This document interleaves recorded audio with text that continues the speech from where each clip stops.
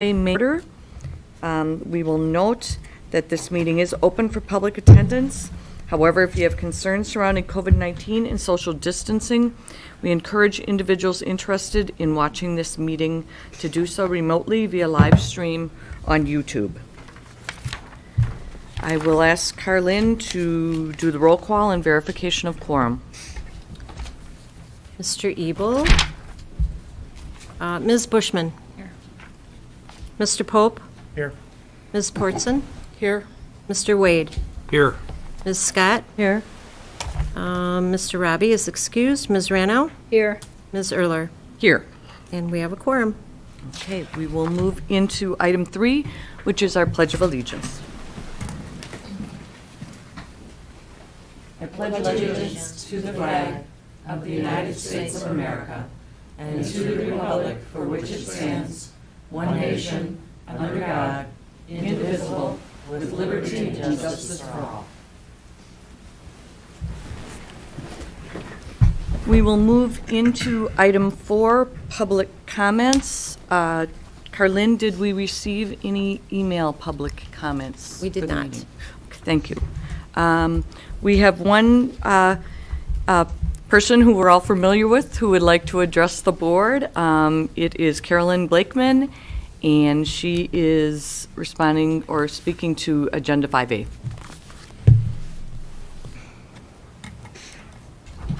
Hi. So there was some misunderstanding with, I guess, which day was my last day, but I didn't want to just leave abruptly. So am I allowed to give an update? Sure. Okay. So SPASH has been busy as it enters the final month of the school year. This past weekend, the music department performed Showtime, We Are the Champions. This was the first time we've been able to have the show in 3 years. The show was a diverse collection of talent. There was singing, dancing, acting, and musical performances. Congratulations to the music department and all the students involved. Spring sports are in the midst of their conference competitions. Good luck to all athletes for the rest of the season. On April 25th, the Youth Apprenticeship Annual Banquet was held at the Holiday Inn.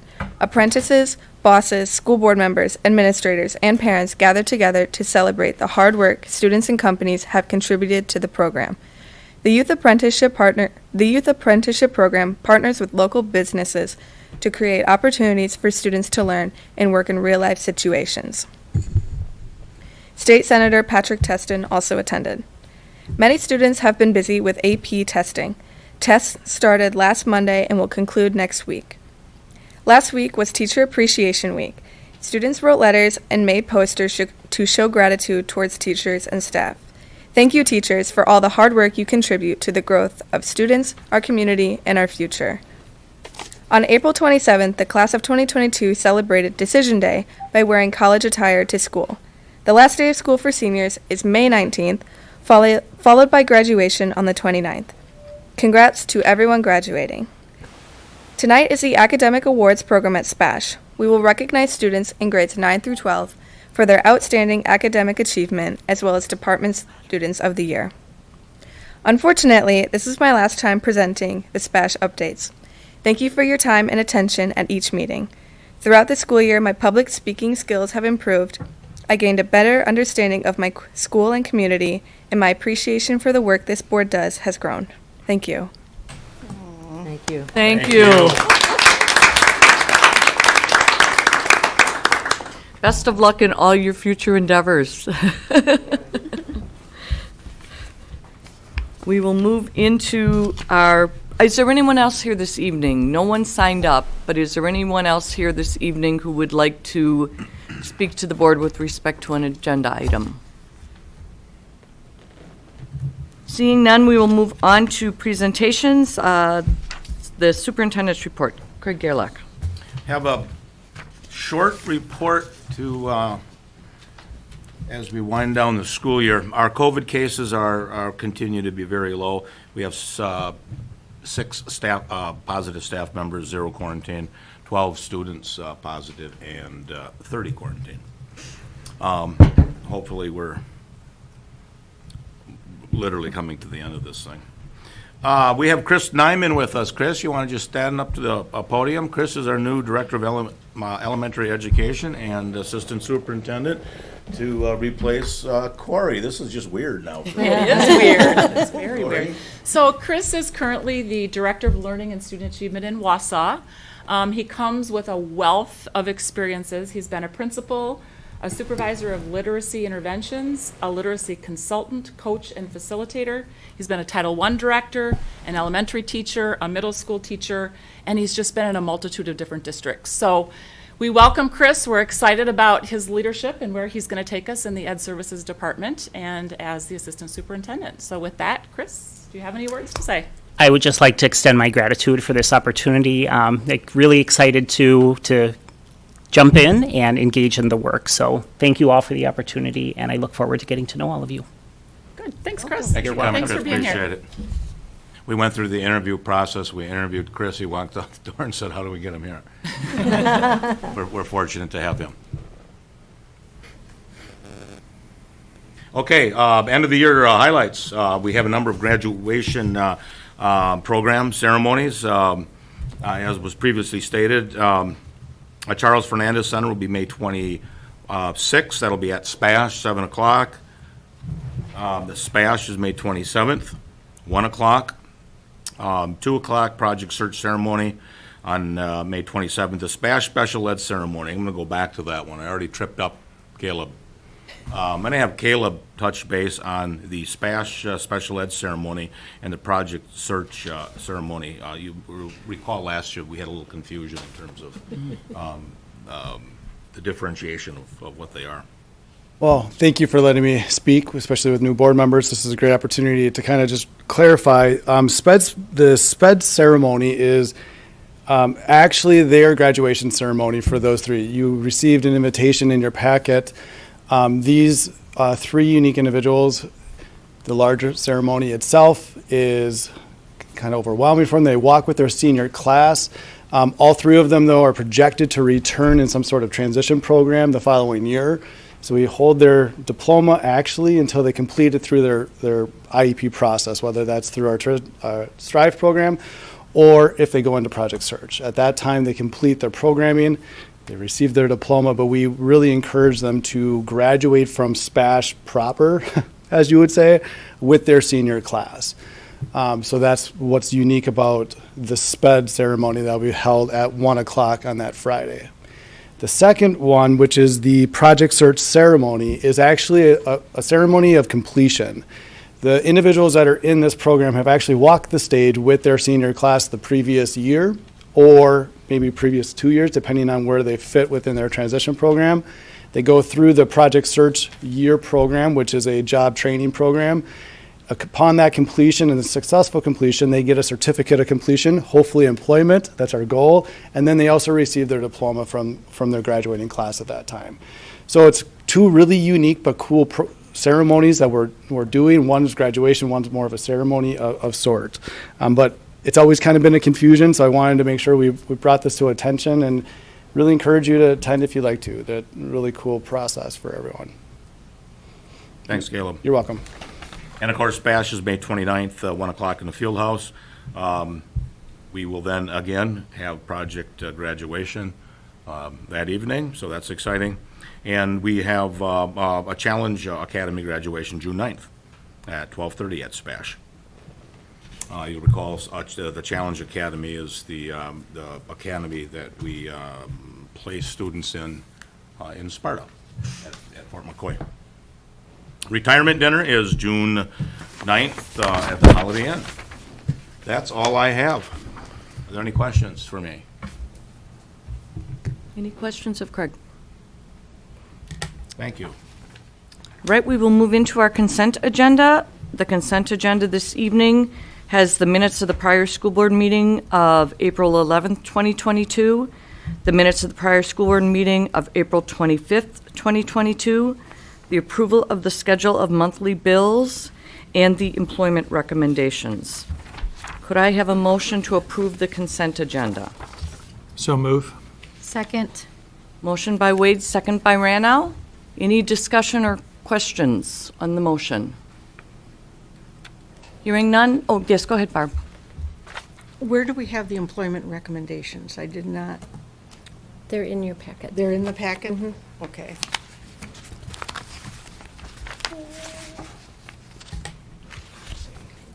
behind the minutes. Getting there, Ron. Okay, gotcha.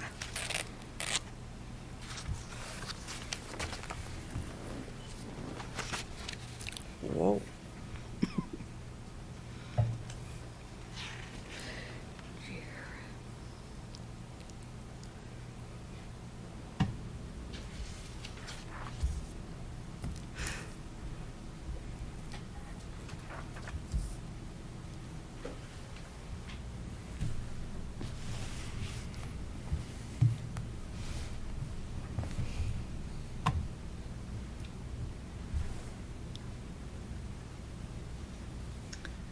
We have a motion and a second on the floor. I get any questions on the motion? Hearing none, I will ask Carlene to call the roll due to the bills. Mr. Wade, Yes. Ms. Scott, Yes. Mr. Pope, Yes. Ms. Portson, Yes. Ms. Rano, Yes. Ms. Bushman, Yes. Ms. Erler. Yes. And motion carries. All right, we will move into item 7, business services, and I will turn the meeting over to Mike Wade as the chair. Well, Business Services and Human Resources Committee met last Monday, and the first item on our agenda tonight is 7B, which is the removal of a house at 333 North 2nd Street. So as you see in your board package, the district owns a house, or some property on 2nd Street, which is adjacent to Spash. We've owned it for nearly 20 years, and the property at one time was rental property, but it's been vacant and it's in disrepair. And the recommendation of the staff was that we have the building removed. We own all of the lots on 2nd Street, most of them adjacent to the school. And so the recommendation is that we remove the building, and the further recommendation is that the board allow the district to work with the fire department to actually do a kind of a training burn at the location to remove the building. And so it was the recommendation of the committee that we approve that recommendation. Dr. Owens, is there anything on the removal of the house next to Spash that you'd like to make comment on? Okay. So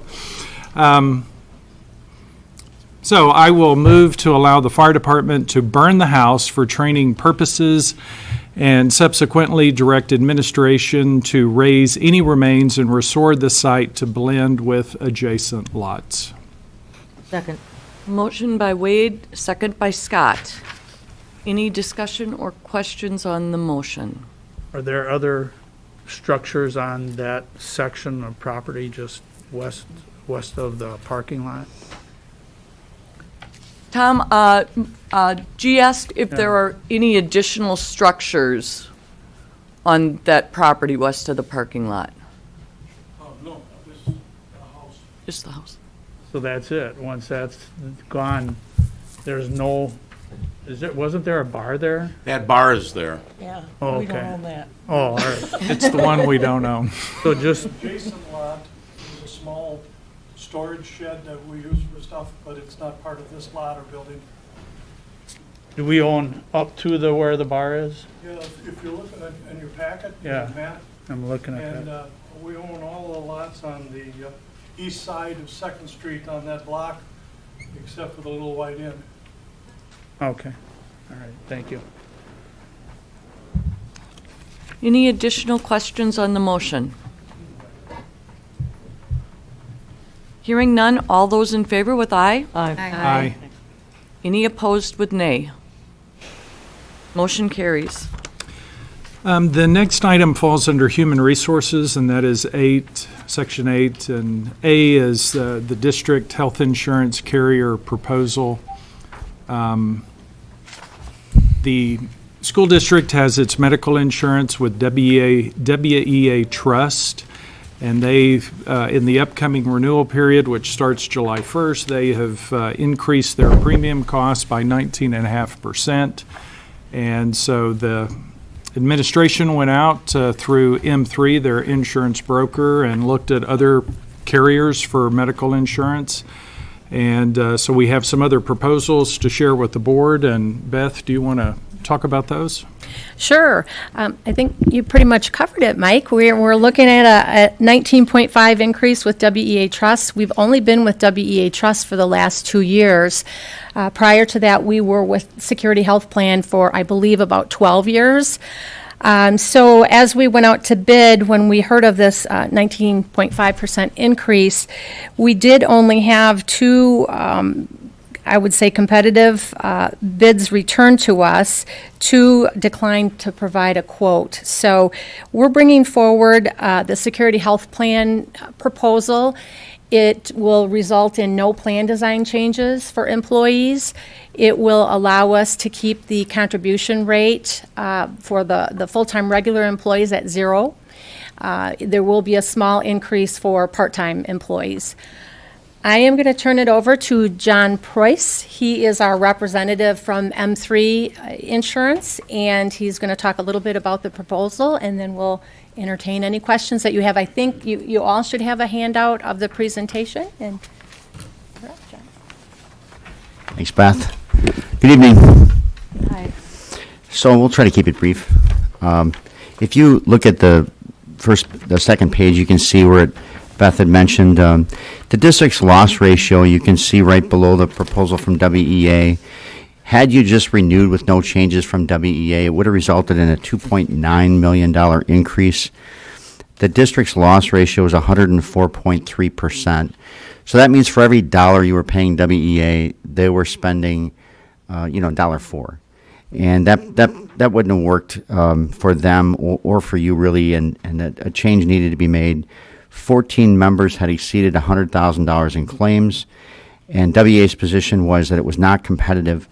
The other thing to note in this is that I don't think that WEA's provider contracting is what Security Health Plan's provider contracting is in the area, nor do they have a long-standing position or an investment in the area the way Security Health Plan does, having the partnership or ownership, I should say, by Marshfield Clinic. So early decisions were made, even prior to a final renewal from WEA, to look at a request for proposal, as Beth had mentioned. And the outcome was that both Aspirus Health Plan and Security Health Plan did have competitive bids. Aspirus Health Plan had an 11.5% renewal. Security Health Plan a 9.5% renewal. But Security Health Plan included 2 second-year not-to-exceed back-to-back for the next 2 years of 8.5%. That doesn't mean an automatic 8.5% renewal. What it means is it's not to exceed 8.5%. So that gives you some planning ability. It provides the district with some time, along with the employees, to implement other proactive measures to continue to improve upon the health of the overall health of the district, which is terrific. We'll talk a little bit more about that briefly. There's no increase in the dental premiums or no change to the dental plan. And due to low enrollment, the district will no longer offer a flexible spending account not necessary. So the recommendation for the carrier change to Security Health Plan, effective July 1st, 2022, in part is because you can keep 0% employee premium contributions for 2022-2023 per your Human Resources and Finance Department. Based on provider contracts, you're expanding Security Health Plan with a more competitive bid in the Stevens Point area, and Security Health Plan is expanding the hospital, or should say Marshfield Clinic is. The HMO Premier Network does include Marshfield Clinic, Aspirus, Mayo, and UW. Care My Way, also known as telemedicine, has 24/7 unlimited mobile access. So that's definitely a plus. There's $30 per quarter for over-the-counter pharmacy products delivered to members at no cost. That's not currently being provided. That's an advantage. Online member portal and application for members to track benefits, find care, ID cards. There's a wellness program being implemented at no additional cost. There's a new program called OMADA, which includes diabetic and weight loss management program. care management, nurse navigators, live healthy. That's going to be provided with this bid. And lastly, out-of-area dependent coverage and in-network coverage. Down at the bottom, you can also see, the benefits are substantially comparable. We always like to, put one caveat in there is that no two plans can be an exact match as it relates to pharmacy benefits in particular.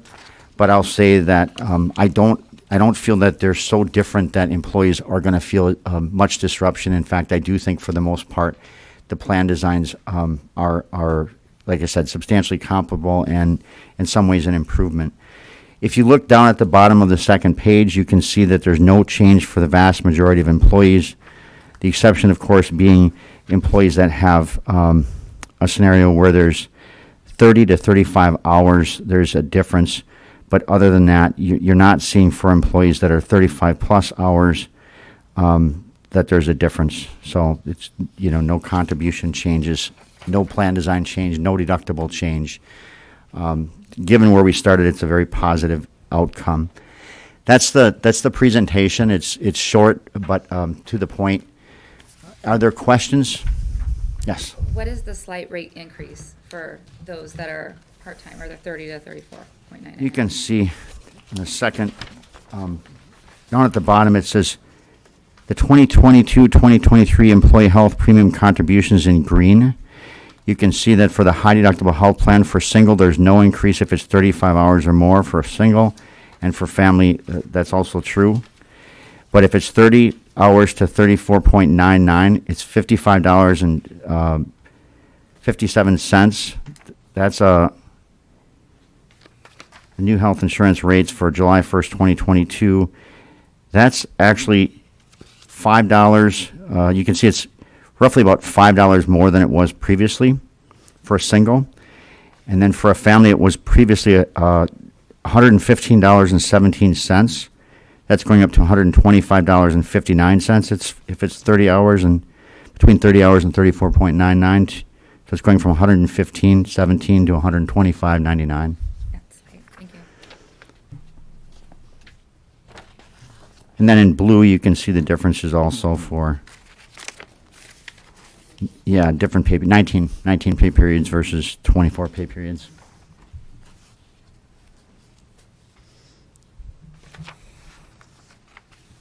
Other questions? Okay. Well, I will move to approve partnering with Security Health Plan to provide health insurance and wellness programming to district staff effective July 1st, 2022, with the plan changes noted, and discontinue the Flex Medical and limited purpose accounts. Second. So that is a motion by Wade and a second by Bushman. Any discussion or question on the motion? Hearing none. All those in favor with aye? Aye. Any opposed with nay? Motion carries. Thank you. Thank you. And then the last item under Human Resources is 8B, Teachers Contract Renewals. And Beth, would you care to talk about that? Sure. We have 503 teacher contracts that we would like to present to the board this evening. The amounts that are listed in your packets do include the 4.7% increase.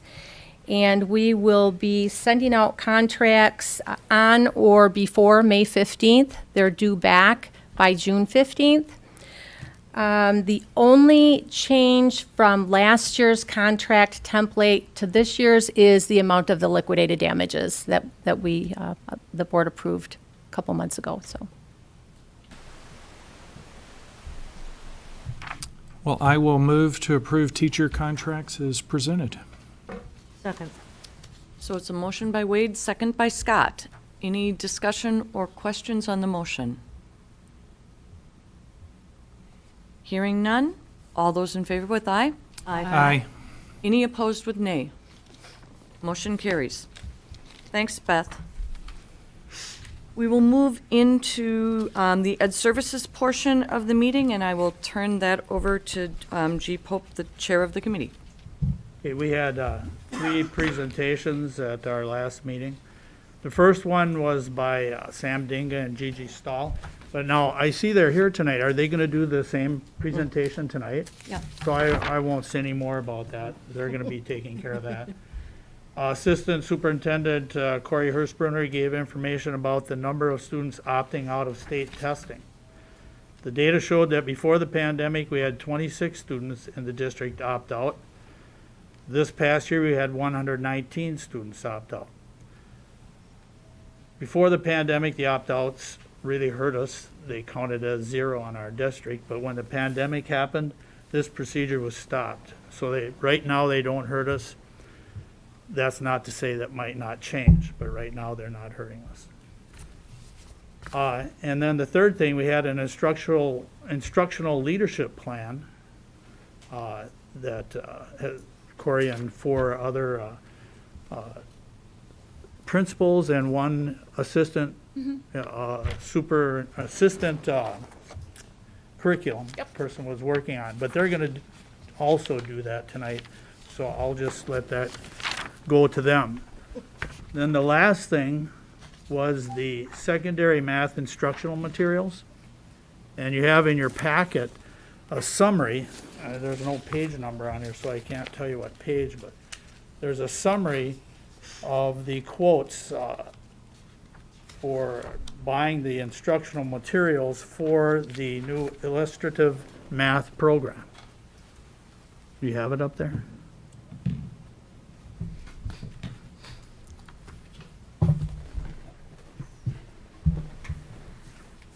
It should, on my, just a minute.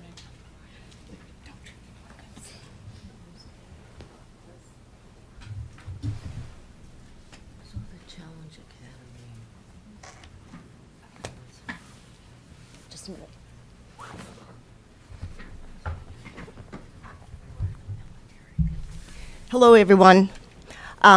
Thanks for letting us present a 2-year project that I have a group of really committed math teachers at the secondary level. 25 teachers have been involved in this project for 2 years. I'm really happy to have Alex Kitchener, Secondary Curriculum and Instruction Coordinator, and Jennifer Bowling, who is the SPASH Math Instructional Leader that will be helping to present tonight. So I'm very appreciative that they are here. As I mentioned, about 25 secondary teachers, grades 7 through 12, have been involved in a 2-year project, really diving into our math achievement data, using state assessments, as well as really analyzing our school report cards. We were looking at some areas that we went down a little bit on our school report card and looking at the why and what can we do about it. So for the first year, we looked into our data, as I mentioned, looked at the school report card, and took a look at our secondary programming. And we made some tweaks to our secondary programming for math to assure that all kids are getting really high quality curriculum in their math classes. The second part, which is the focus of tonight, is we were looking at our instructional materials. We worked with a math consultant, Karen Gartlin. We also looked at ed reports and What Works Clearinghouse to look at what are determined to be the most high-quality math instructional materials that we can take a look at. We narrowed that down to illustrative math and Reveal as two that the math teachers wanted to take a look at. And illustrative math from What Works Clearinghouse was actually rated number 1 in terms of usability and content and rigor. Reveal Math was number 6. There's a wide variety of math resources that are used. In fact, if you looked at the DPI website, they have an instructional materials outline of all the materials that are used by all the school districts in the state. And if you look at math, it's really all over the place. And even in our conference, people are using all different sources. So we really wanted to dive into the data and the research in terms of narrowing it down to our pilot. So second semester of this year, 15 of our math teachers were involved in that pilot. Jen Bowling took incredible leadership in this area, so I'm going to have her talk a little bit about that pilot project. Just a few things we want to talk about tonight. First of all is the process that we went through. I'm going to talk about the participants, the process, the student feedback, and the staff feedback, and then the final recommendation that was decided on April 6th by the 7-12 math teachers. So this is just a list of all the participants. We wanted to demonstrate that we had involvement from all of the schools, including PODS, PJs, Ben, and SPASH, and you can see the teachers that were involved throughout all subject areas, so that way we felt we had a good representation and good feedback related to that. So that was our participants. This is the process that we did. So 15 teachers piloted. We had a team of teachers and administrators go to Arcadia School District to observe illustrative math being implemented. We were able to talk to an Algebra 2 teacher and an 8th grade teacher and also their instructional coach on that trip. Data was collected from teachers weekly about their piloting experience. We also surveyed our students about their experience with the two series being Reveal and Illustrative Math. And then on April 6th, all 712 math teachers met at Bliss to make a recommendation. When we made that recommendation, we had two basic criteria. We wanted feedback from our teachers about their experience with the two programs, but additionally, we wanted some real data and numbers. So we used a rubric that came directly from Ed Reports, which was one of the resources we used when we were looking at our resource options. And so we adjusted that slightly to make it, of course, applicable for junior high as well. So what we did is we collected data from students, and so the left two columns is the Reveal data, and the right two columns is the illustrative data. So you can notice the Reveal series strengths was they enjoyed that everything was in one journal. There's a lot of practice problems, and it seemed a lot like what they were used to. The weaknesses, there wasn't a lot of room to do the writing or the work. They had to pull out an extra piece of paper to do the assignments. I don't like filling, these are student comments, I don't like filling in the blanks in the journal, and I don't like carrying the journal. So those were the the 6 pieces of feedback summarized from the students about Reveal. Illustrative, we figure things out on our own. The book breaks things down slowly so I can understand, and the application problems are relevant. Weaknesses, there's not a lot of practice problems. Sometimes the explanations are hard to write, and what they're saying there is oftentimes in the illustrative program is they have to do a lot of explain why, or why do you think this happened, that prediction piece, and so we're trying to work on that development of literacy anyway in the mathematics classroom, so that piece of it students do struggle with, but it's something that we really want to strive to improve in anyway. And then, of course, the journal is heavy and big. So similar comments on that one. They didn't like carrying it around. This is the staff feedback. Again, Reveal is the left two columns, illustrative is the right two columns. The staff feedback for strengths of the Reveal is there's just a large selection of practice problems, a lot of versions of assessments, and lessons included learning checks. The weakness is that the journal is too scripted and does not allow for student thinking. It really forced one way of thinking for students instead of multiple ways, and we experienced significant technology issues with both because the publisher for both of them were McGraw-Hill. So you'll notice that on both series. Illustrative math strengths was application-based, requires greater depths of knowledge. It's student-led learning with lots of discussion and discovery, and material spiraled throughout the units. The weaknesses, not enough practice problems, review, or assessment problems. Requires a different teaching approach because it is very student-centered, and then again, the significant technology issues that we experienced with both series due to the same publisher, same platform on both, so it was essentially just the same problems with both. So this is what the team did on April 6th. We went through, we met as a team 712. We broke up into these 5 categories, the 5 courses essentially that we will be using for our adoption next year.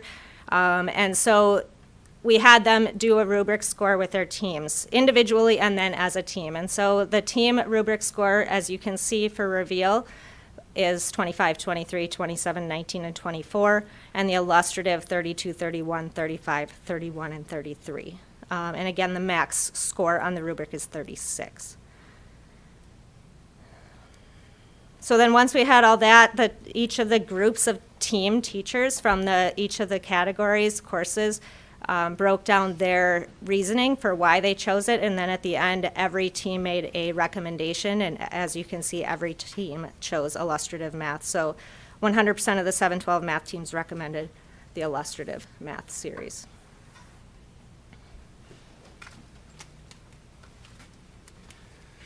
So as Jenny had said, as we were going through this pilot process, we did have quite a few significant technology issues. So at that point in time when we had finished the pilot, we didn't necessarily feel comfortable making a decision to go with McGraw-Hill. So we took a look at the 3 different publishers of illustrative math. As you can see, McGraw-Hill is one of them, LearnZillion is another, Kendall Hunt is the third. And this table is in your board packet, so I'm not necessarily going to go over any of the numbers there in detail.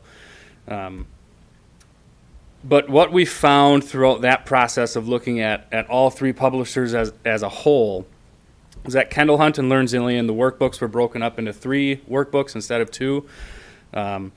Kendall Hunt's web portal was much more accessible and easy to use from a teacher perspective.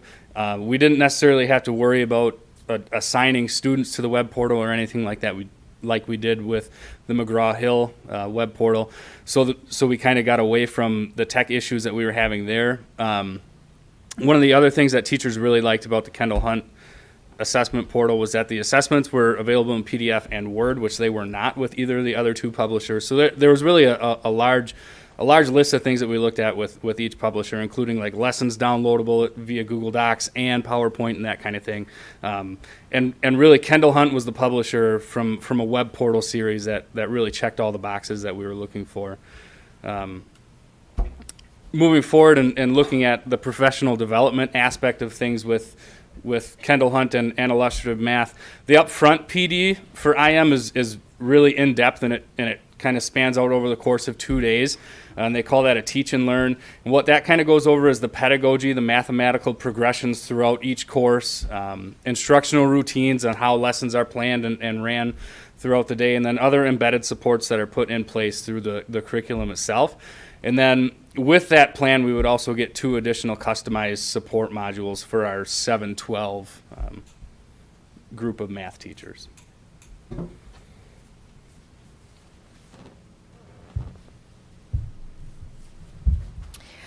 So how do we pay for the new series? We're looking at a 3-year contract. If you saw all 3 publishers, even though McGraw-Hill was just not going to be an option just because of the technology issues, we're very similar. We did put aside $200,000 with ESSER funds, and there's also money left in our textbook fund from this year, so we'll easily be able to fund that for the next 3 years. They did offer a 6-year contract. We feel like 3 years is a good time, and sometimes those journals and technology may change. If you go with 6 years, you're going to be having a storehouse full of materials, so we thought it was just smart to go with a 3-year contract. In terms of the professional development, I also want to mention that part of Jen's assignment next year is she's going to be an instructional materials coach. So we all know that you can purchase new materials, but it's not going to have the kind of impact unless we have ongoing professional development with teachers. And so part of her assignment is going to be working with all of schools and teachers to help design lessons, to actually go into classrooms to help co-teach, to do some modeling, which I'm really excited about because that is going to make a big difference when teachers know they have that support, because this is a very new way of teaching, and I think it's going to be very impactful for our students. The other thing I was going to mention is that this was really, really tough work during COVID times, and the fact that we have 125, all 25 teachers saying this is the resource is very exciting. So that was something that we were thrilled about and feel really excited moving forward. As I mentioned, in the conference, there's CPM integrated as one. Big Ideas is Stevens Point, McDowell, Lichtal, and La Crosse, Glencoe and Green Bay, Envision and Marshfield. So there's lots of different, within our conference, using the math materials that they're using. The districts that are using illustrative math are Duran, Gilman, Parkside, Wyowega, Wisconsin Dells, and Arcadia, as well as many districts throughout the nation. Karen Gartland, who was our consultant, virtual consultant, is working through with a lot of districts throughout the nation implementing IM. So can we answer any questions? I have a question. So Connie, and I mentioned this to Corey, this is relatively new. What happens when you're in 6th grade, moving on to 7th grade? What kind of transition is there for those students who are currently 4 through 6, I believe? They're using a different process than K through 3. Well, we've been talking, we're going to have to look at our 4th through 6th grade math series eventually, and probably sooner rather than later. We're also going to have transition meetings with our 6th grade teachers so that they can have an understanding of what kids are going to be encountering when they come into the 7th grade math. The real difference is that IM is really much more, as Jen mentioned, into student problem solving versus computation. Kids understanding the why behind math and talking math and understanding the problem solving piece versus just the computation. And that's what I think is going to be really different but very exciting for our kids. So they will be working with 6th grade teachers? Yeah, we're going to need to share with them what we're going through. All right, thanks. Connie, there's usually a rotation for buying textbooks. Mhm. Is this okay within that rotation? I mean, we're not jumping in front of somebody. No. In fact, science will be looking at next year. And Jeff Milsna, who's the director, is a former science teacher in the district, so he is excited. Yeah, we're on the rotation. And there's no problem using ESSER funds to buy these? ESSER funds No, no. And now, what are you asking? Because I'm not sure in the recommendation, are you asking to go with Kendall Hunt? It seems that you're saying that here. Yeah, we're asking the board to approve the purchase of illustrative math through the publisher Kendall Hunt. Thank you. I should have put that in the proposal or in the recommendation. And this is only for the math classes that you showed in your presentation? Yes. So things like AP Stats, AP Calc, they have really kind of national curriculum, which we'll still continue to purchase the books that we have for those classes. Yeah. Do they have illustrious other things? So we're talking about illustrative math, but is there illustrative science or illustrative? Not that I'm aware of. They don't have illustrative other than math, but they have extended illustrative math K through Algebra 2 now, which is just in the last year or two that has expanded their curriculum. So they started out as a junior high program, 6-8, expanded to the high school a couple of years later, and now they have extended through kindergarten. Yeah. Thank you. Are there any other questions from board members? So I'm looking for a motion to recommend approval of a 3-year contract with illustrative math purchased through Kendall Hunt for grades 7 through 12. So moved. Motion by Rano. Do I have a second? Second. Second by Bushman. Any discussion or question on the motions? On the motion, excuse me, there's only one motion. Hearing none, all those in favor with aye? Aye. Aye. Any opposed with nay? Motion carries. Thank you. And the next item, the elementary instructional leader presentation. Do you want to come up? So I would like to introduce some of our elementary folks, and they're going to present for you the presentation that they gave at the Ed Services Committee meeting. We have Molly Demrow, who is the principal at Jefferson Elementary. Hello. I'll get my Jess Champion, who is the principal at Bannock Elementary. Amanda Zanchetti Mayo, principal at McKinley. And Darla Panaski, who is the curriculum and instruction coordinator for elementary. It's finding the display. Okay. Go. All right, we're gonna just, we have a lot of us, I guess.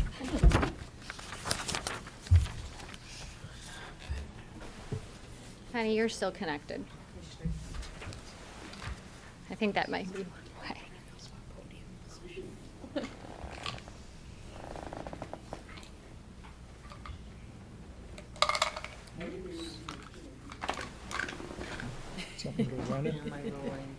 Talk to your neighbor. Check in with your neighbor.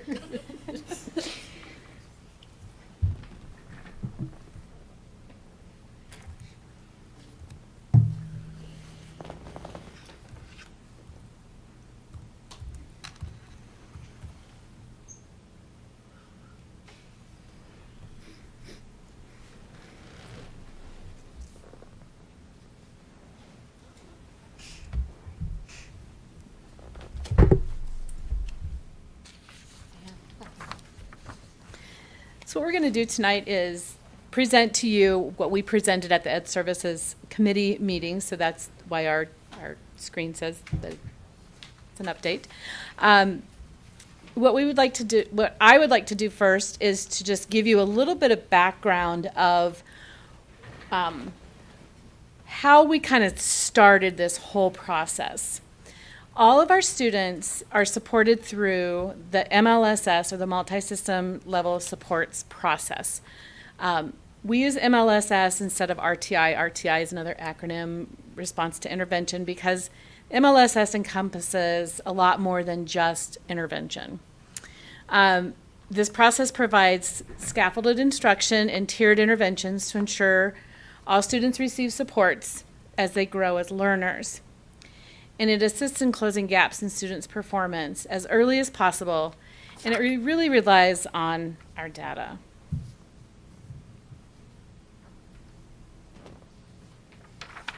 Do I actually need to be at the podium for, yeah? Okay. We would prefer that.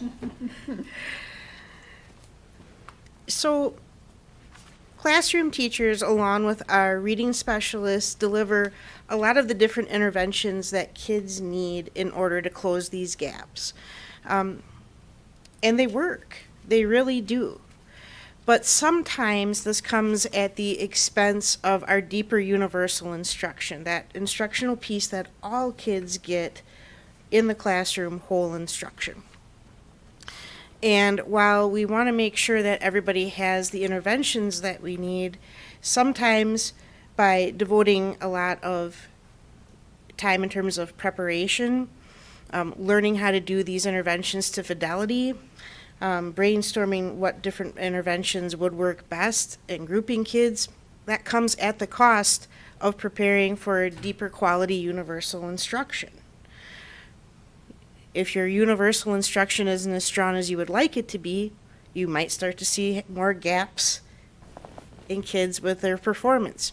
Now we're going to start to enter into this vicious cycle that we don't want to be, where we're trying to figure out whether we should be intervening or increasing our universal instruction.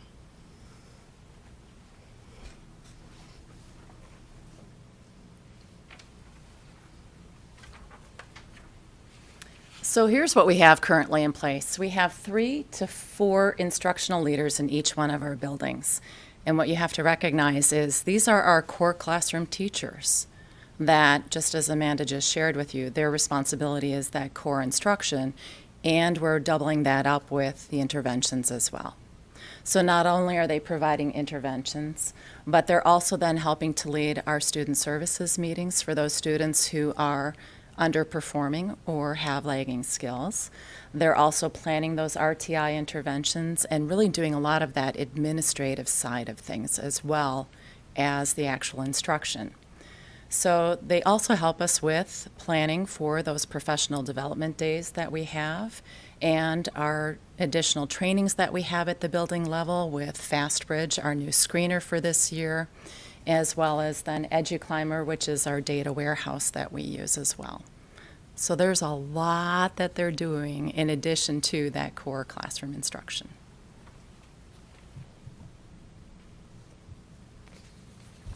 All right, so what you've just heard kind of, maybe you can kind of see foreshadowed that it really provides limited efficacy within our buildings. The structure had worked for us in the past. It had been a system that provided what was needed for our students. But at this time, what we're seeing, what our students need in our buildings, this process isn't sufficient enough. And so we want to make sure that we aren't always just focusing on those reactive elements of providing intervention, as Amanda kind of shared. We don't want to be stuck in that cycle. So we want to be able to focus more on helping staff in regards to their instructional practice and growth. So that piece is very strong for our students. We will continue to have students who need intervention. We know that, but we really need to make sure our universal instruction is strong. So we're going to share what our proposal is.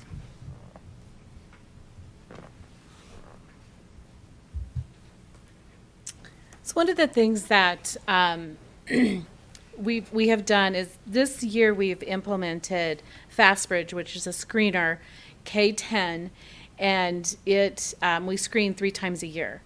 And with that screening data, it really pinpointed and is showing us that we have students that are have instructional gaps, but we also need to strengthen our universal instruction.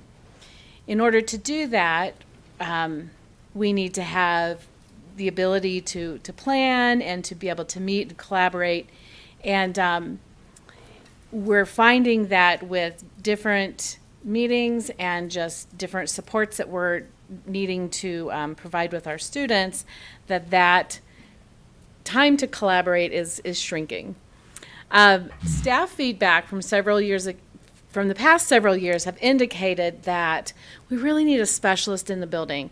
One person to take a look at this screening data, to be able to digest it, and to be able to meet with grade level teachers to say, let's take a look at your data, teach them how to read those reports, look at the data, and then problem solve to come up with how can we make our universal instruction better. And also to support staff with deciding what intervention would be best. If we're looking at a student that needs that intervention, what intervention best matches the student need? The staff has talked about, boy, it would really be nice to be able to have one person be able to really help us and coach us through that. Right now, a lot of that is me, and there's 9 buildings, so it's really hard to be able to meet their needs. One of the things that we looked at is the success of the RTI specialist positions at the secondary level, and that really prompted principals and myself and Corey to try to work on a way that we could creatively get those specialists in our building to where we can review data and collaborate with classroom teachers. At the secondary level, it's a little bit easier because you have different hours and different preps, where our instructional leaders at the elementary level are in the classroom all day long. And instructional leaders are leaders not only for their grade level, but it's typically a unit, so it's multiple grade levels. So that was some of the difficulties that we were running into.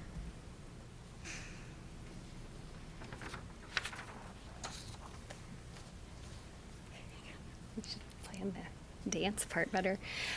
So the restructure. So the purpose is really to dedicate, like Darla had said, an individual in each elementary school.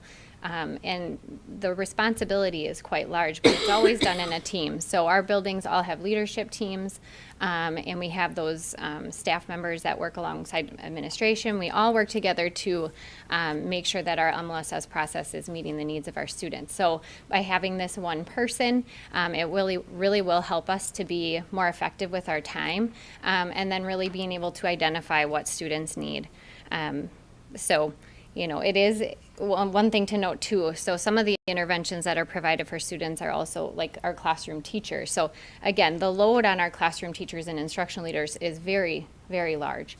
And they're amazing and have been doing it for so long, but we really want to be able to have somebody who can lead that charge. Want to add anything? No, I think you covered.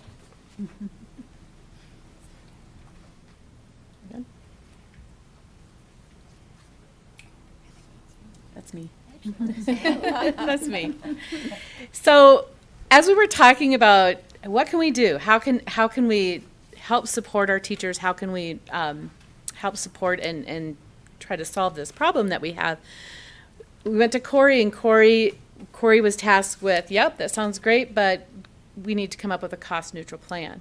So what we have come up with is to create a full-time academic specialist by reducing the instructional leaders' responsibilities. And we did that because we would also be reducing their stipend. And we also took a look at the district FTE of the reading specialists to be able to shift some of that FTE around to be able to support teachers in buildings. And there are 6 sections of classes that would be reduced across the district to provide that's 6 of the positions. And then by reducing the instructional leader stipend, that would create 2 more positions. So that's 8. We have 9 buildings. And what we would do at Kennedy Elementary is provide some additional FTE for reading specialists. And we were able to come up with a strategic plan for Kennedy.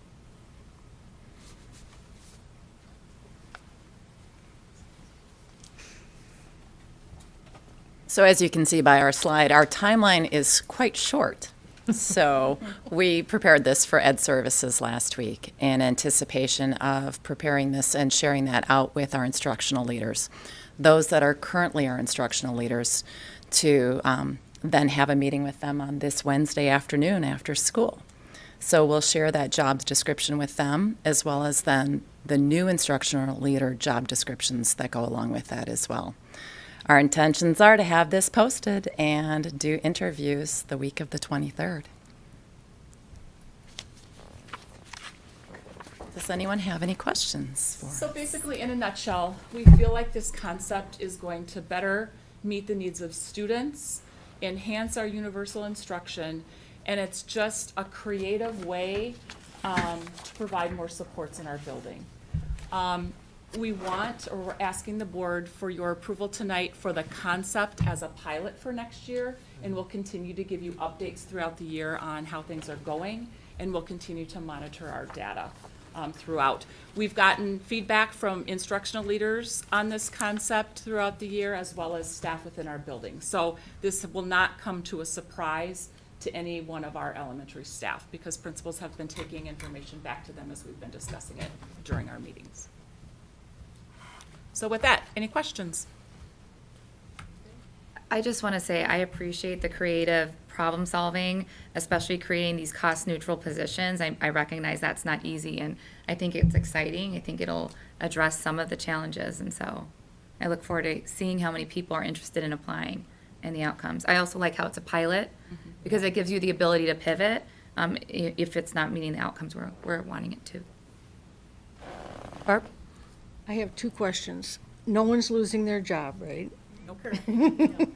Okay. What certifications are required for this one?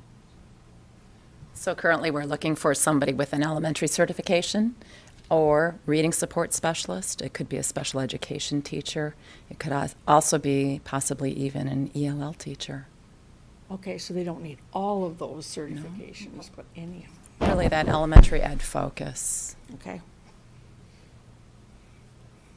So special ed teachers will also be eligible for this?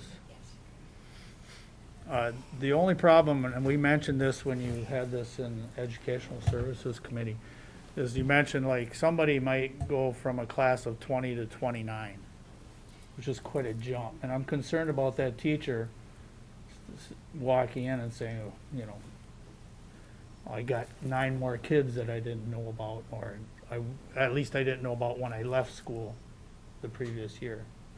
So we're completely transparent with that. Corey has given us kind of a boots on the ground look at least every couple of weeks of what our current enrollment is. And we've shared that out with our staff already. And in order to mitigate some of that, we will certainly put more educational assistant support into some of those classrooms. But the other part of it is that for that classroom that has a larger caseload in there, and a caseload of those students who might require Tier 2 or Tier 3 level support and instruction, that classroom teacher can then focus more regularly on that core instruction without really trying to find something that is meaningful and busy work, so they can pull those intervention groups, because they are no less than, especially if we're looking at upper grades, 20 minutes, 3 to 4 times a week, sometimes 5 times a week, depending upon where they are in the cycle.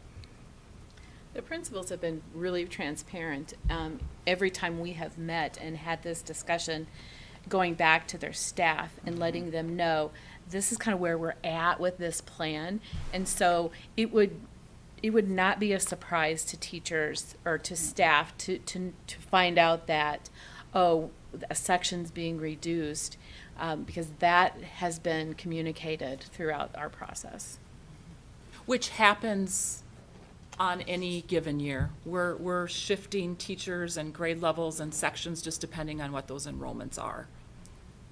And we're staying within our enrollment caps, which Yes. the district has already previously established. And we have classrooms that are already functioning at high numbers to begin with. And that just goes back to Jess's point of now you have that plus interventions. We have been able to, we actually, not surveyed, but had buildings have meetings just solely on this concept and this plan, and provide principals with feedback, and provide the current instructional leaders with feedback, and that feedback then came back to Corey and I throughout. So it's not anything that we had a secret meeting about and are planning it. They're well aware of what we have been trying to do. And actually the feedback was really strong with, if we can have somebody come in and be able to help us with this, be able to help us with interventions, support more students, yes, we are willing to go with this plan. Are there any additional questions of board members? I just want to note, this is with committees coming back, items come to committee. Oftentimes, the items are shared at committee, and that's where they're shared. Often, though, items that are shared at committee, we look as we're creating the agenda to bring them up to board. Sometimes they're brought up to board as we're going to see with Gigi and Sam, that it's a presentation that we want to make sure the full board hears, as well as the community, because the board meeting is where we're live streaming, where we're filming, and it provides the community with that broader information that they might not be showing up at the committee meeting to learn about. This is a situation where when this present occurred at committee, it was one of those that clearly it involved staffing. It involved moving around some existing positions, as well as hiring, a couple new positions, as well as, doing some things with staffing. Again, cost neutral, but a lot of kind of balls up in the air about something that's going to be happening in our schools as a pilot this next year. And so that's why we decided to have this on for action of the board, because this is a pilot project we're moving forward. So we're looking, by bringing it up to committee, and again having you guys show up again to do the full present for all of us, to both get approval and support by the board, questions, and then also have this information available to families and community in case they have ideas as we move into summer and into that next school year. So again, that's part of the management of agenda and trying to determine what happens at committee that really needs to come to us all as a full board for us to learn about, as well as our community. So I would be looking for a motion to approve the concept of restructuring of elementary instructional leader / academic interventionist and reading support to better meet the needs of students in our elementary schools as a pilot for the 2022-23 school year. So move. Second. Motion by Wade, second by Bushman. Any discussion or questions on the motion? This motion, we're gonna meet again next year to find out how it went. We will be asking them probably about this time next year to bring back a report definitely through committee, and then likely up to the board as well. All those in favor with aye? Aye. Aye. Any opposed with nay? Motion carries. Thank you. Thank you. Thank you. Thank you.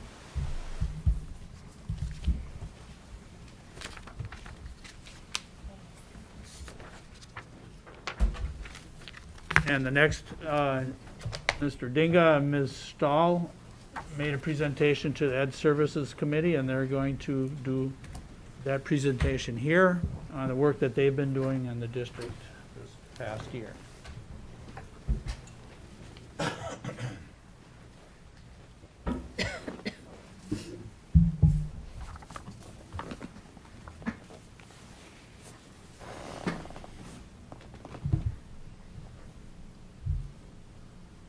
Do the thing. I don't know what to do next. Help. The squirrels are running slowly. Oh, did it do it? The tech guy. Hi, Marianne. Thanks, Marianne. Touch the pan. Which panel?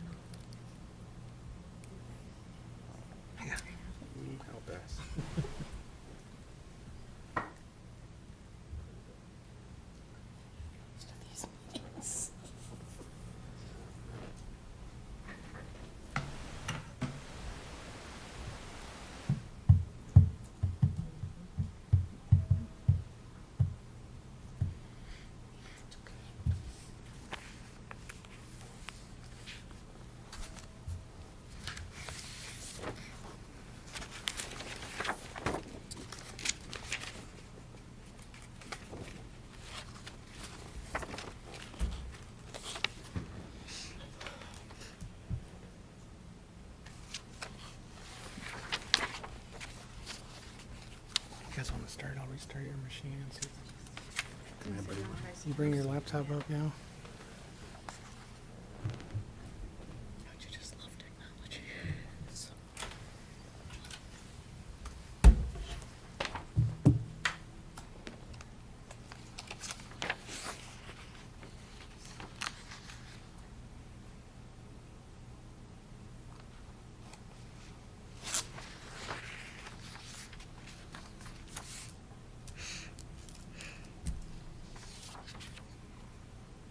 This was a successful toy.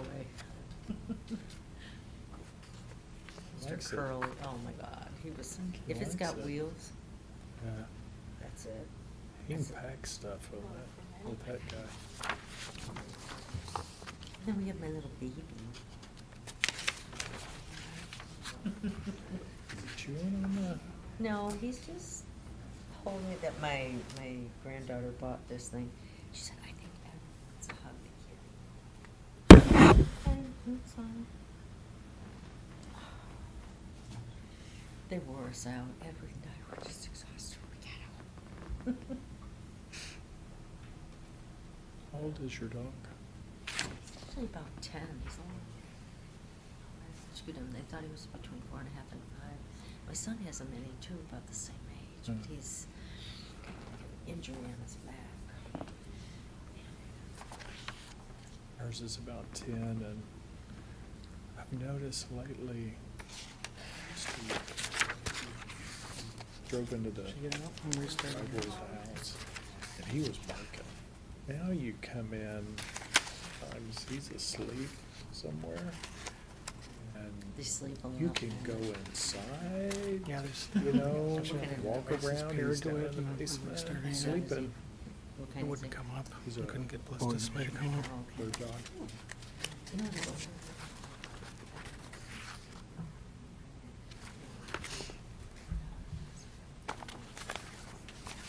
Yeah. Still sleeping. Yeah, He's sleeping in. yeah, yeah.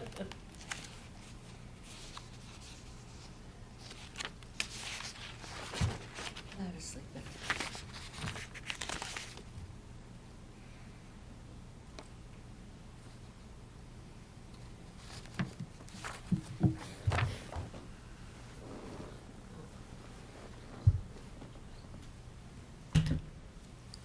You can just plug it in up there with the HDMI. You want to do that? Let's plug into the HDMI. Okay, I can do that. We're gonna have everything.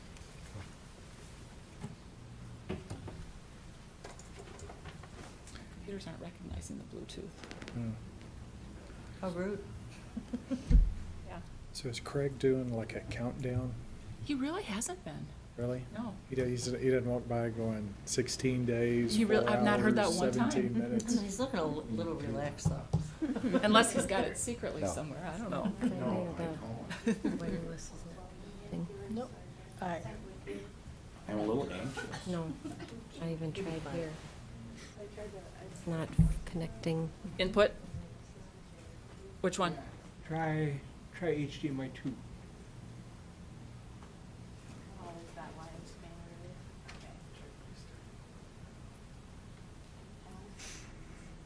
There we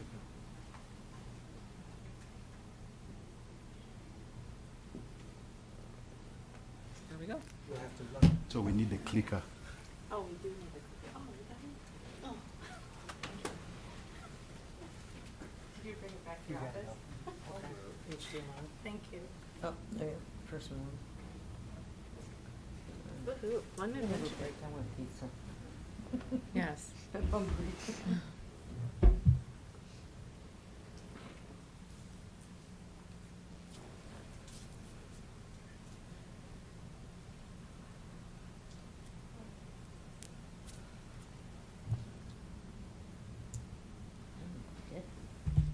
If you just click on edit, then you can go to present from there.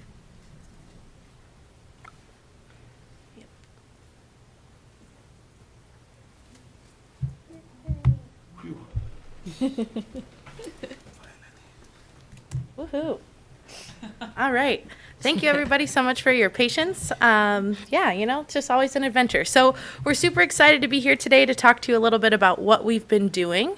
We wanted to first off just thank you for letting us come in. It's been month 10 for me, 11 for Sam, and my, have we learned a lot.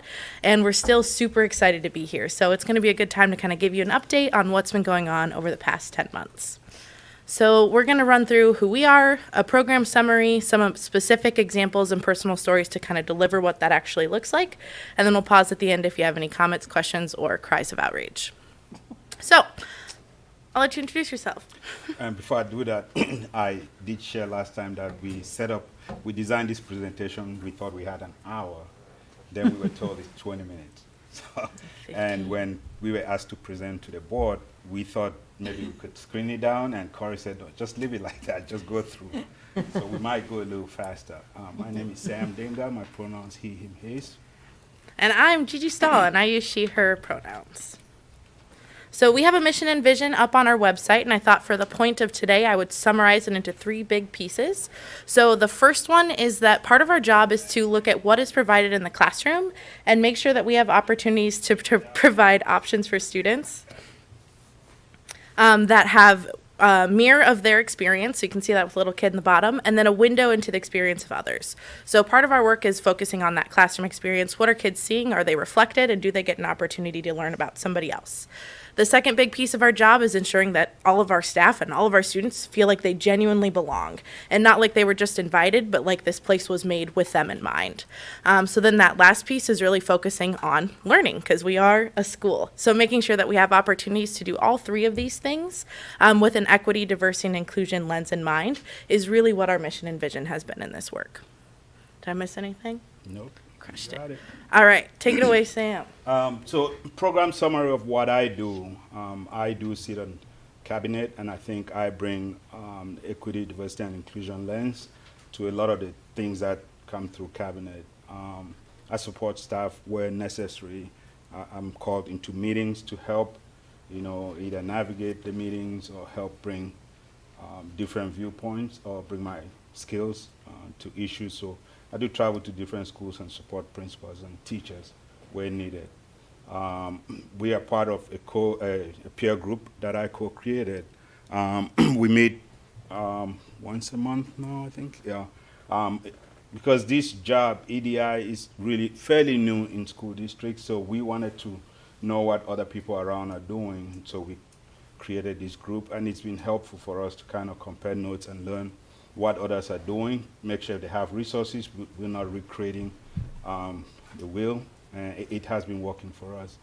I do a lot of presentations in the community to help both explain what we do, what my role is, and to bring the community into, get them involved into what we're doing in the school district. And it's, in a lot of cases, is to help with misinformation. I see there's a lot of that going on in the community for several reasons, and so I go into different businesses or organizations and help to clarify those, and sometimes ask questions or just to know what's happening out there and bring it back to the school district. I do a lot of mentorship for students in different schools. In most of the cases, these are young boys whose family structure, maybe dad is not present, and so I kind of help that role when I can. So I do travel to those schools and meet with the students, and when I learn things through my relationship with those students, I share them with the teachers as appropriately as possible, and we help find solutions to support the students. Then I did create the Alliance for Equity and Inclusion. It's brand new. We've had 2 meetings, and this brings together students, teachers and staff, and community members, parents, and the goal is for us to find creative ways of, for example, closing equity gaps in our school district and the community. We'll be able to organize courageous conversations for the community and a bit to help educate the community. Yep. Awesome. So to kind of continue on that, I've got 4 areas I want to kind of focus on in my summary. So the first one is professional development. So I've gotten the opportunity to work specifically with our secondary teachers and staff and admin this year, which has been really exciting. So I've been able to bring in things at their monthly professional development as well as some independent department meetings. So that's been great. The other part that's been really exciting, and I think where I've had the most impact so far this year, is in the co-teaching. So I've done this by way of offering some curriculum support and building new curriculum for teachers, because I have the time during the day while they have kids in their classroom, or come in to do some book reads and activities in the classroom by myself or in collaboration with some teachers. The other big piece of what I do is mentoring and advising staff and students. So sometimes this looks like an incident happening at school and staff responding to it and giving me a call and saying, all right, Gigi, this is what happened today and this is what we did. Do you think we did all right? And most of the time it's absolutely, let's walk through like how to make sure that you feel better about this in the future. Or, okay, we might need to take a couple steps back here to look at this again. So that's a big piece of what I do. I also do some support with our student groups. So I do some advising with groups at the secondary level again. So those Agents for Change and Equity, the Gender and Sexuality Alliance. I need to stop trying to rush so much. As well as some other groups. The other piece in that is maintaining a caseload of sorts. So similar to Sam, I have a set group of students at the different schools who I check in with, whether that's in response to some behavior, academic challenges they've experienced, or just because they've taken a liking to me, and we can use that to support their success in school. So really maintaining strong relationships with students is a big piece of this work. The last part that I put in here is that I've started working with our pre-K team to kind of support them with their pyramid board piece of things to ensure that they have the culturally responsive set of expectations to continue to meet those standards. So I spend my time all over our district, which is honestly the best part of my job. My office is located in Spash so that I'm accessible to students, but generally I'm in about 2 to 3 schools a day.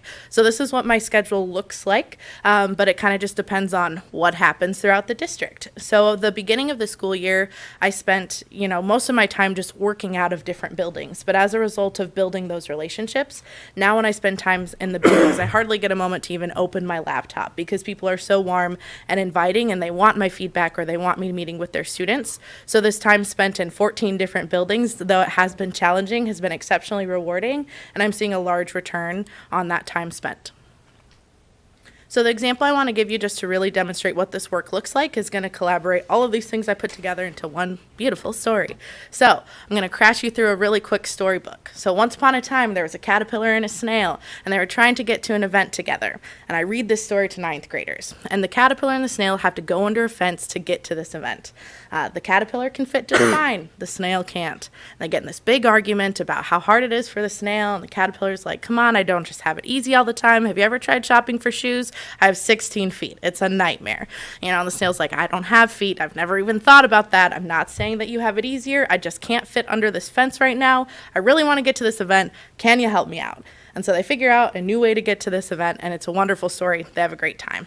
So I read this to ninth graders, and then we do an activity to kind of reflect on this story and ask them, where are some moments in your life where you are the caterpillar, and where are the moments in your life where you are the snail?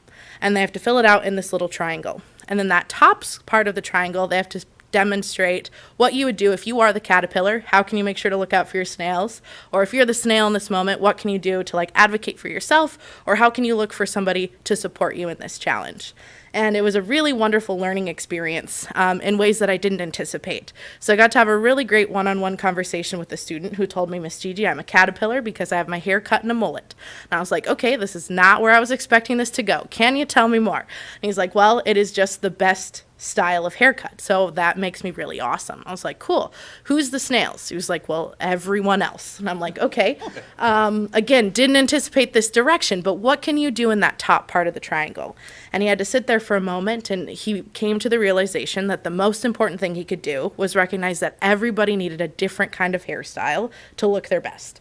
And his job in the caterpillar space in that moment was to recognize that and understand that everybody's going to bring something a little bit different to the table. So I share this example because I think sometimes the way this work is portrayed is that it's really challenging and that it always has to be explicitly about race. But that's not how this work has to look. This student was able to recognize his own identity, see the difference in others, and find a way to celebrate that and be okay with people being different than him. So this lesson that I was able to teach, I now bring into my professional development for staff to demonstrate how to bring this into the classroom. I was able to model this when I was teaching in the classroom with that teacher, and as I built the curriculum, I tied it to all of the standards within DPI. So again, being able to model what this work looks like and how to integrate it into the curriculum we're already building. So I think this is just the perfect example to demonstrate what it looks like to be in my role in our district. Can you imagine how many times I've heard that story? It's a good story. Still like the story, though. So I walk out of this building, but I spend some time in the different schools and also spend time in the community. And I really, I cherish that a lot because I've spent 20 years in this community, and I've been part of a lot of the different organizations, and I think that is the big piece that I really bring to be able to make those connections. I have requests to serve on almost 80% of boards around here. I'm still waiting for a bank, though, because I hear banks pay to serve on their boards. So I'm still waiting for that one.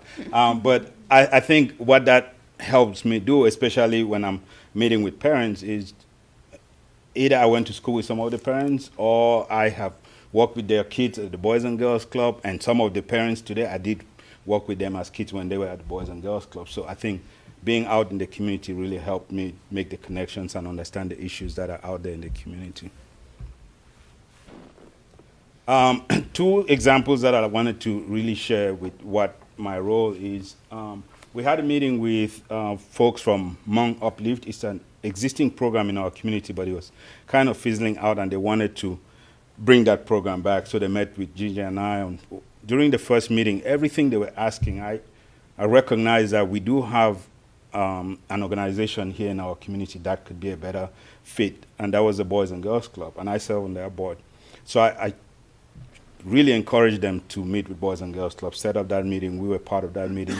So we met with the Boys and Girls Club, talked to them, and we agreed that they could create a separate club. And part of the reason is the Boys and Girls Club has been struggling to recruit and retain Hmong students within the Boys and Girls Club, but it just doesn't work for several reasons. And we feel that if we were to create this club that can be managed by a Hmong student or staff, for Hmong students, they could do language, cultural enrichment programs, food. Those are the big things that they really want to do when they are in the Boys and Girls Club. And so we have that relationship. We're working on setting up that club. We will pilot this program at McKinley School, and we're looking at starting in September. So that is an example of how my connection in the community is creating to close those equity gaps. And the second picture, that's my son, who is now a fourth grader at Plover Whitening. And his hair at that time was really cute. But as he got older, it wasn't cute anymore. And we wanted to cut his hair, so I took him to a barber shop here in town, and the barber said, I really cannot cut that kind of hair. And not just for him, for me also, I didn't have places where I could go cut my hair. So that is a problem. as a community, we try to find, we talk about recruiting and retaining people of color. This is part of the challenge, to find things, like place to cut hair or where to buy ethnic food and things like that. So I am hoping that through the Alliance of Equity and Inclusion, we could identify challenges like this and figure out why we can't have barbershops here in town that can help kids and their parents with things like this. There are reasons why it's difficult to have barbershop, both ordinances and the way things are set up in mid-state, so we could bring all those entities together. I started talking to the mayor about this issue, and so we're hoping that we can be identifying and naming things like this and addressing them. So just an example of some of the things that I do to bring equity in our school district. So thank you for listening to our crash course of the EDI update. Like I said, we are super excited to be in these roles. It's been 10 really fruitful months, and I'm excited to continue on because I think this work is really important. And I said when I first got here that I would love to love it here, and I'm loving it here. This is a really great role. So what questions do you have for us? I have a question. Just curious, when you go to the different buildings to work, or they have an office for you, or do you just work anywhere, or logistically, how does that work? The short answer to that question is yes. So it kind of just depends. If the conference room is not reserved, then that's typically a place where I sit if I need a place to sit while I'm there. Yeah. But sometimes if there's a table in the hallway, I'll do that one, or really just wherever I can find a space, pull up a chair. I'm not very picky. So, yeah. Okay. So just a quick, very excited to have you here and in the schools. So what would you say, and this is a hard question, I hate to ask it, but what would you say your greatest challenge has been this year? Either, Sam, I know you've been here in the community and all that, but if either one of you has, a challenge that maybe you've already beat the challenge or whatever. You think a lot of me. I like that. Yeah, so this is a great question, you're right, and it is super hard. The first thing that pops into my mind is the biggest challenge of this work is time, because what we're trying to do is not just present information and then magically everything is different and easy. We're looking at long-term change, right? So it's really challenging sometimes to be in this beginning space and be like, okay, I can identify where some of the challenges are here, but what it is going to take to overcome some of those challenges is a year or 2 years or 5 years. So what do I do in this interim? So really figuring out how to build what is best for people right now while also building to take care of people better in 5 years, I think is one of the biggest challenges that I face. Thanks. I think for me is the misinformation that I kind of talked about. Mm-hmm. Before we came into our different roles, there were a lot of assumptions about what our role would be. And so it seemed like we're fighting to set the record straight and correct that both in words and actions, but it's still out there. There's a lot of reason why that is happening. You could say what is happening at the national level seemed to seep here real fast. And I remember as soon as I got this job, somebody walked up to me and said, "Are you the new critical race theory guy?" And I said, "No, wrong black guy." Because that's not my role, but that's what they were thinking my role is. And so I have to start by, do I spend time and explain what that is? So we're constantly struggling with that misinformation that is out there. A lot of times when I talk or do presentations, people come up and say, it seemed like you're talking about a different role. I said, no, that's actually what my role is, because they had misunderstanding or misconception about what this role is supposed to be. When we came in here, I let cabinet know we're not the EDI police. We're not here to police people. We're here to, work with the team and be a part of what is happening and look long term, like you just said, to make, create awareness, name things, and work together to make the change that we want to see. Again, it's not a light switch, but we hope we will make strides. And with your support and cabinet, we want to continue to do the work that we're hired to do. Thank you very much. Yeah. one thing I said at our Educational Services Committee meeting when you made this presentation, there's already been an article in the paper, I'm sure a lot of you saw that, that illustrated some of the great work you guys are already doing.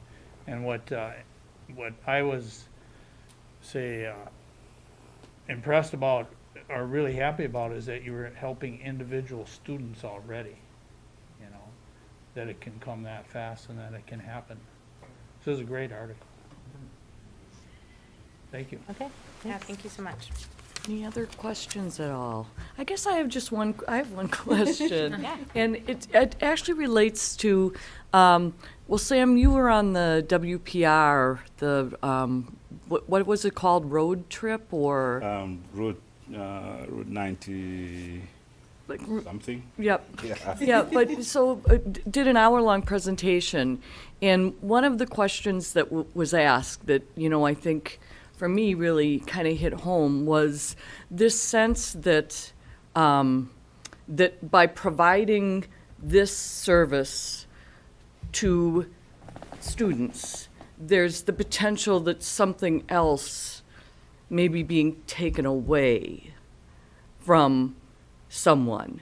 And so I just wanted you to respond to that because I know that was a question on the radio show and you did a wonderful job of explaining that. I think the example I used was, I said if a family were to go out to eat, right, and they had a baby in the group, when they bring the booster seat for the baby, that seat is not taking away a seat for any of the adults. It's just providing what the baby needs. And so that's how we see our role here, right? We're trying to find inequities within the school district and provide what those individuals need without taking away from anybody else. So I think that was the lens that I was trying to present that response. Thank you. Thank you.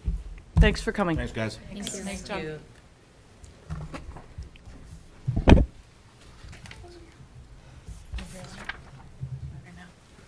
And G, you, as Ed Services, you also cover technology. All right. As chair. So keep going. Well, we've got Brian here to talk about. Now you're doing the wireless, or you're back on the HDMI? There we go. All right. Somehow that wireless connection on the TV has got to be troubleshot. It's not working. So, good evening. I'm here to talk about the elementary Chromebook program. We're at a juncture now where after 2 years of pandemic, we needed to take a look at that program. We conducted a review, and there's a report in your board packet, which has a lot more information, a lot more of the data, and there's more detail. I'm going to give you a brief PowerPoint tonight just to keep it short and condense it to the most germane issues that we need to discuss with you. So we need to start at the very beginning. Starting out in 2019, we were running a Chromebook program in our elementary schools on carts. No devices went home. Every child had a Chromebook, and they stayed on carts. We had no provisions ready to send those devices home. They didn't go home. And then, of course, we know what happened in 2020. The pandemic arrived. We had to resort to contingencies that were planned for. We had an emergency Chromebook deployment program that we mobilized a massive amount of people at all schools, and really under pandemic conditions too. I mean, people were scared to go out, and we were asking them to come and pick up a Chromebook, so we gave one Chromebook per family. That got us through the end of 2020. Coming back the next year, we knew the pandemic wasn't going anywhere. We needed to have those options for hybrid learning, so we created a one-to-one program. And that was where every child had a Chromebook in grades K through 6. They took it home in a case and with the charger, and they brought it back and forth between school every day. And the reason for that was to be able to prepare for lockdowns, quarantines, and hybrid learning environments that we were implementing at that time. So we got to this last school year, things started to get a little bit more normal. Back in school on a regular basis, kids are in class every single day. And we really felt we might be seeing the light at the end of the tunnel, and we needed to take a look at how the program is working and what we can do to make it better for next year. So that's 2019 and 2022. This year, starting in April, we decided to do a formal review We talked to a lot of different folks. We had focus groups with the Technology Steering Committee. That is a group that is intimately involved with how we plan for and deploy technology. We had instructional leaders. We had a focus group with them. They're also important. And elementary principals. So we had 3 different groups where we collected some qualitative input from them. We had a survey that went out to all K-6 staff, excellent participation, probably about a 50% participation rate, over 100 teachers, which is excellent for a voluntary survey. And if you want to see some of the results, I'd look in that report. We did include some examples of the opinions that they said, and they said some very good things. And then, of course, we had a parent survey, too. We were able to get 6 questions onto the school perception survey.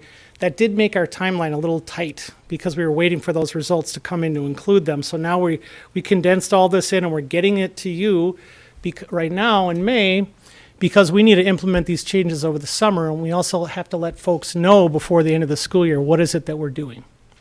Of course, next year, after we do these changes, we'll take another look. I don't know if we'll do such a formal review process or just tweak it a little bit or see what direction this is going, again, to possibly make recommended changes. So, what do we find out? What's working well? In all of the data that we looked at quantitatively, qualitatively, we saw learning continuity was the number one thing that people said about the benefits of taking a Chromebook home. It's a fail-safe for learning if a child isn't there, they're on vacation, they're sick, they're quarantined, maybe a class is quarantined, maybe we have disruptive events that are pandemic-related or not. We're able to deliver instruction, and that's that continuity of learning. The teachers mentioned this the most frequently in all of their comments. They also really appreciated the ability to connect with students at home. They thought that was really something great, whether that was email with a parent helping or the child, or maybe that was a web conference, or whatever tools that they had, learning management systems, Schoology, Seesaw, those types of things. The second thing that we saw as a really good success was digital equity. That is improved educational access. One thing that we've seen through the pandemic is that internet access and access to a device is crucial for learning. It's really hard to do education without that. So through our program, we're providing digital equity in a number of homes where there is no device at home, or if it wasn't for us, they wouldn't even have internet. More families are now connected to their schools. A lot of elementary principals said that was a huge benefit to the program, that it wasn't just the fact that children could do lessons online. They had a way to communicate with the families where they couldn't before because they didn't have internet, they didn't have a device. Well, now they can get the newsletter, or they could watch their child's band performance online or participate in digital parent-teacher conferences. We saw an improvement in digital skills. Students have improved their typing, coding, online research, digital media creation skills. All of those things were mentioned by teachers. And I would have to say, too, and we already talked about this, I think maybe in a presentation last year, I just can't say enough about our teachers, how much the elementary teachers this program was thrust upon them, the whole idea of digital learning, and they really rose to the occasion. Their skills have increased beyond imagination. I just have to mention there was a teacher that when I think I first came into the district, she told me in no uncertain terms that there was no way in heck that she was ever going to use computers to teach kids. Flat out said that. And then this year, she lobbied us to make sure that her student teacher had access to all of the digital programs because she could not teach, nor could she do lesson plans for her class unless that student teacher had access. So that's how much things have changed. A plurality of teachers are regularly providing supplemental work, not necessarily homework per se as they would at the secondary level, but just even the opportunity to do things that enrich their instruction. Then the other thing that came through loud and clear from all the data that we collected was the support that we provide and the online safety tools. So teachers in the school perception survey said they're very satisfied with the technology that they have. They're very satisfied with the support. And I can't say enough about our staff. We probably have one of the best technology staffs I've ever seen. We couldn't have made it through the pandemic without them. They are our most valuable resource. hands down, above anything else. They make this stuff all work. That also goes for our technology integration specialists. We have 2 at the elementary level, 4 district-wide. They were really that glue that kind of kept all of this stuff together and working, because they're in the classrooms helping teachers. They're jumping around from schools. And they are teachers. That's where they came from. That's what they know. So our support is really, really good. We instituted we couldn't do a help desk like we could at secondary schools. So this sort of evolved where some offices started exchanging Chromebooks, and it worked so well. We said, let's do this at all the schools. So now all the child has to do is take their Chromebook to the office. It doesn't matter what's wrong with it. They get a new one that works. So right during the day, there's no interruption of instruction. Likewise, if they're at home, they just have to make it to the school office. They can swap out that Chromebook. Everyone really likes that program. It keeps learning going. We also added online support for teachers, and the phone call-in support have also been well received. People like the ability to submit a ticket, whether that's at night or on weekends, or maybe it's even during the day. And of course, they can always call us too. That's been well received. We implemented a new filtering program called Securely, which also provides parents the ability to monitor their child's access at home. And we implemented this year Securely Classroom, which is the ability for teachers to monitor what their students are doing. So if you're teaching anything digitally, you can actually look at all the screens of your students. You can lock them down.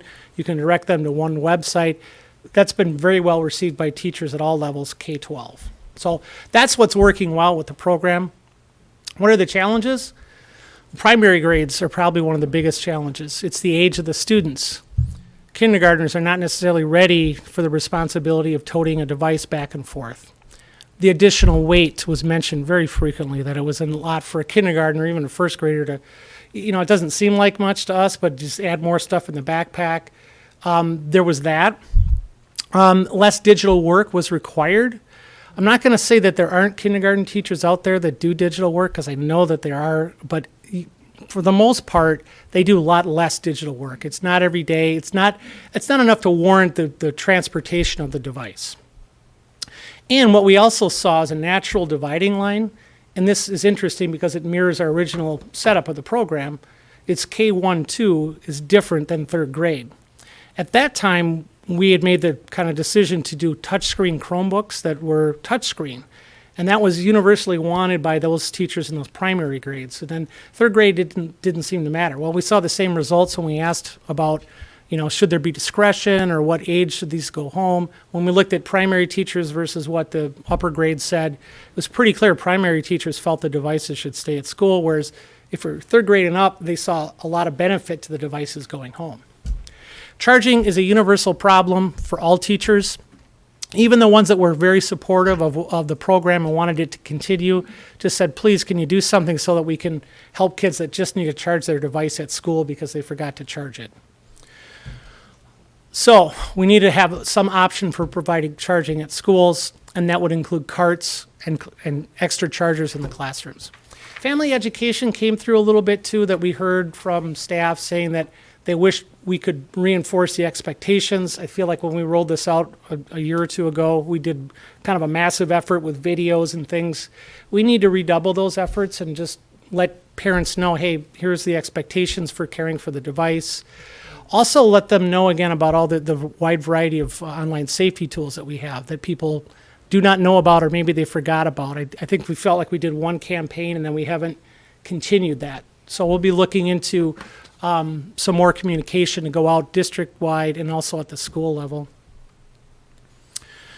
So when implementing the changes, we had 4 goals. Number 1, we wanted to preserve the gains made in digital equity. Whatever we did not want to take that away, or that a child would not have the opportunity to take home a device if they had none at home. Number 2, continue this momentum of digital learning, that keep those tools available, working, keep that learning continuity going, and also be able to do that for future disruptive events. So we always want to preserve that ability to pivot. We don't know what the future holds. I hope we're done with the pandemic, but no one can tell. If we ever have to do anything like this again, we don't want to have to mobilize hundreds of people and rush around and rip out chargers out of carts. We want to be able to pivot into that quickly. And then there are a few issues we need to correct, which were mentioned with the program. What are we recommending? Students in grades 3 through 6 will continue with the current program. We didn't see any reason to change that. That seems like that was that dividing line, as I'd mentioned. We are going to provide 3 extra chargers in each classroom, so that should hopefully alleviate any issues with the charging. We're also going to provide more guidance about Chromebook responsibilities and care. We'll work with the schools and at the district level to try and get that information out in the best way possible. And then we also do want to provide parents more information about the filtering and monitoring and online safety tools if they have concerns about the device in their home. Because they have the ability through securely to literally shut off the device if they don't want their child using it. They just have to know about it and register to use it. Then we get to K2, the primary grades. This is where we are recommending a significant change. Students in K2 are going to keep their Chromebooks at school. Each classroom will have a cart used for storing and charging. But we are also going to make sure that each child is assigned a specific Chromebook. So that Chromebook that they get is assigned to them. That asset tag will know that it's theirs. Those may be checked out for home use, and that's where that preserving the digital equity piece comes in. So if there are children in those grades where they want to take the device home, their parents are saying, we need it, we'd like it, they will have the ability to take it home on a daily, weekly, monthly, short-term, long-term basis because it's assigned to them. We also have the ability to send devices home for e-learning days. I'm not saying that that's required, but we have that option now. And of course, as I mentioned, provide more information. One thing that we are going to do is make it easy for teachers. We're not going to have them try and wire up carts. We're buying extra chargers and wiring up the carts so that they can just literally take a Chromebook out of a case, stick it in the cart, and plug it in. And if they have to go home, they pull it out, put it in the case, and there's an extra charger to go home in the bag. So that was an easy solution right there. We just had to purchase more chargers. And that's it. Those are the recommendations. I would gladly entertain any questions you might have at this point.